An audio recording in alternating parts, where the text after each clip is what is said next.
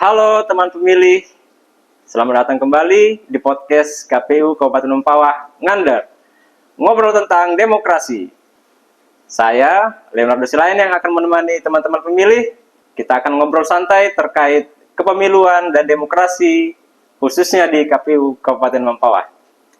Di episode kali ini, kita akan membahas tema yang sangat penting, yaitu apa? Pemutakhiran data pemilih berkelanjutan atau yang biasanya disingkat dengan PDPB. Kenapa ini sangat penting? Karena ini terkait dengan hak pilih kita sebagai warga negara. Sudah hadir bersama saya narasumber spesial kita, Pak Rasidi, Ketua Divisi Perencanaan Data dan Informasi KPU Kabupaten Mempawah. Apa kabar Pak Rasidi? Kabar baik. Terima kasih Pak Rasidi sudah meluangkan waktunya. Yuk kita langsung mulai pembahasan terkait PDPB saja Pak ya.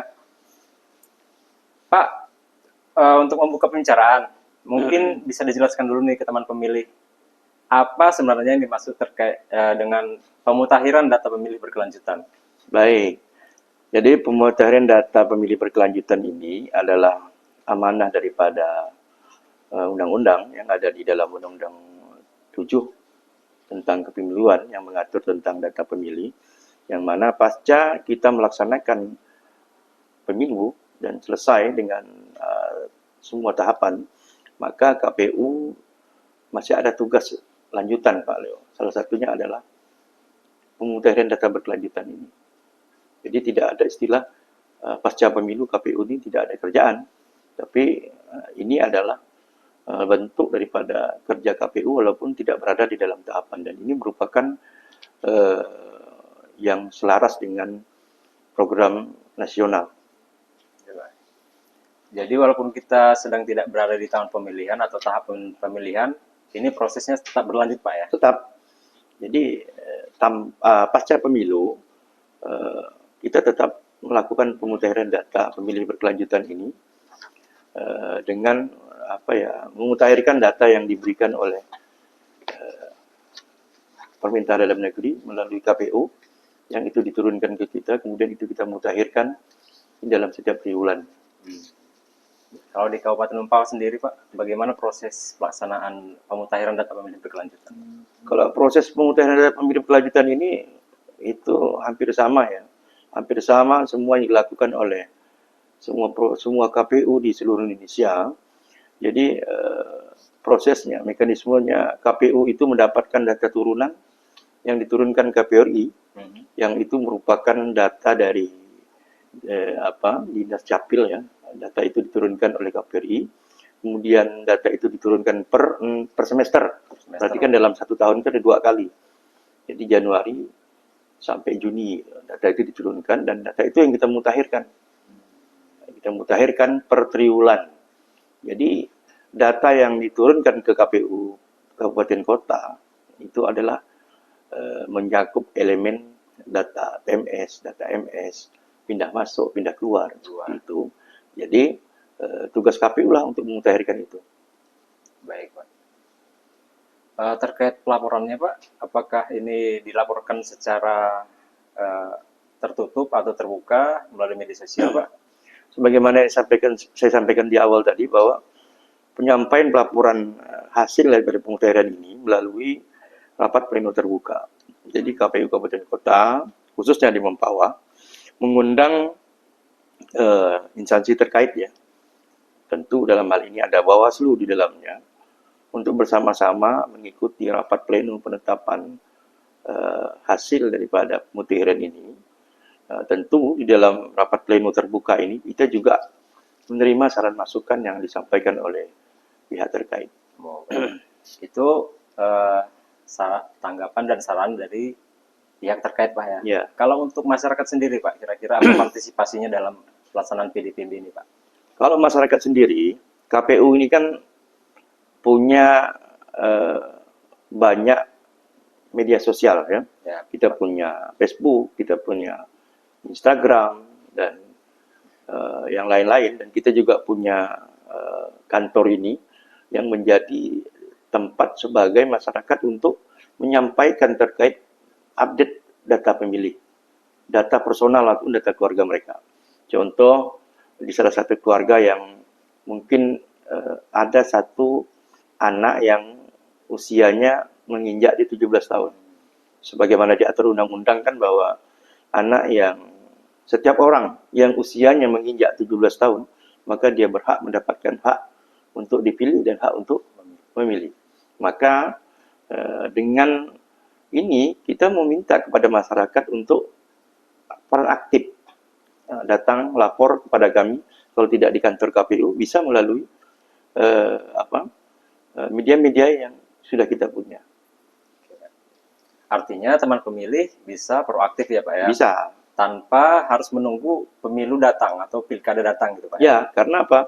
Karena kalau harus menunggu tahapan pemilu baru dimulai, maka itu akan menjadi sesuatu yang menumpuk Pak Leo, sehingga menjadi tugas berat KPU juga. Tapi kalau data pemilu itu dimulai dari sejak dini, maka pemutakhiran data itu akan mendapatkan hasil yang lebih baik, akurat Pak ya. Akurat. Baik. Untuk sekedar informasi, teman-teman pemilih bisa menyampaikan aduan terkait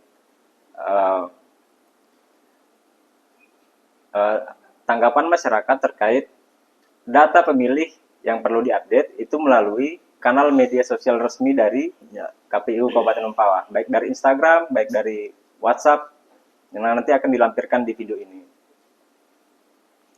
Oke, baik Pak, kita sudah berbicara tentang proses dan mekanismenya. Nah, sekarang kita berbicara tentang tantangan dan solusinya, Pak. Yang pertama, Pak, kalau kita bicara tentang tantangan, kira-kira apa saja yang sering dihadapi, tantangan yang sering dihadapi dalam pemutakhiran data berkelanjutan ini, Pak?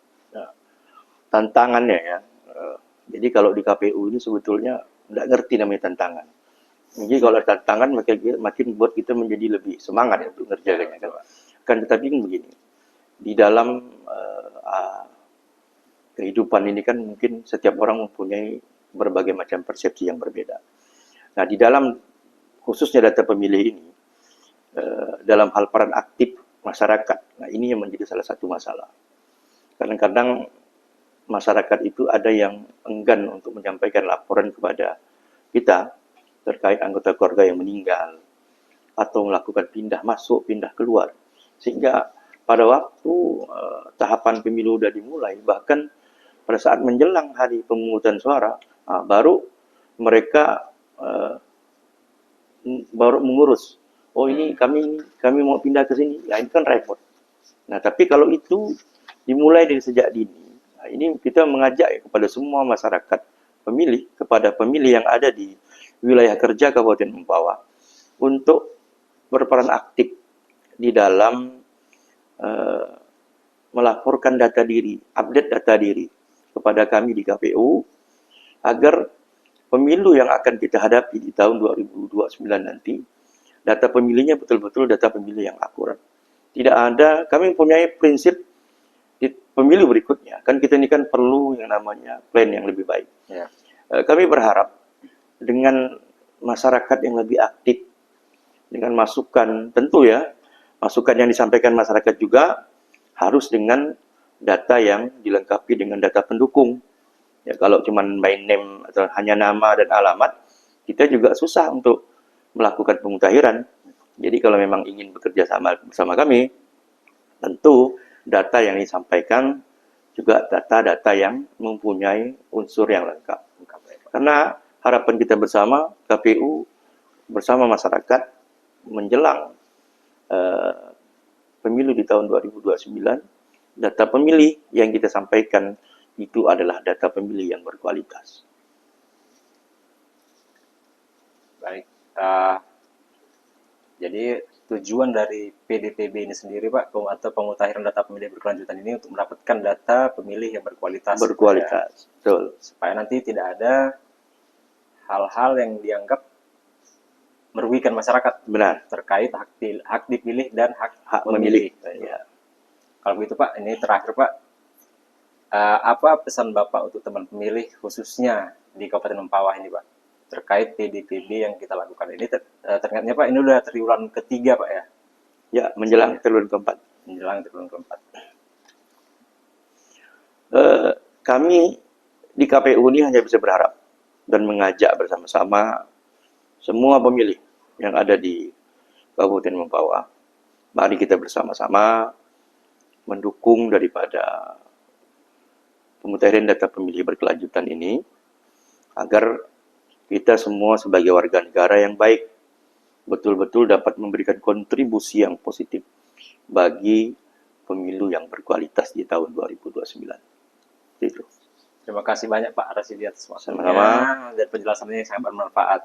Teman pemilih, itu tadi ngobrolan ngander kita, ngobrol tentang demokrasi, edisi pemutahiran data pemilih berkelanjutan. Semoga menambah wawasan teman-teman pemilih semua. Sampai jumpa di episode berikutnya. Tetap semangat berdemokrasi.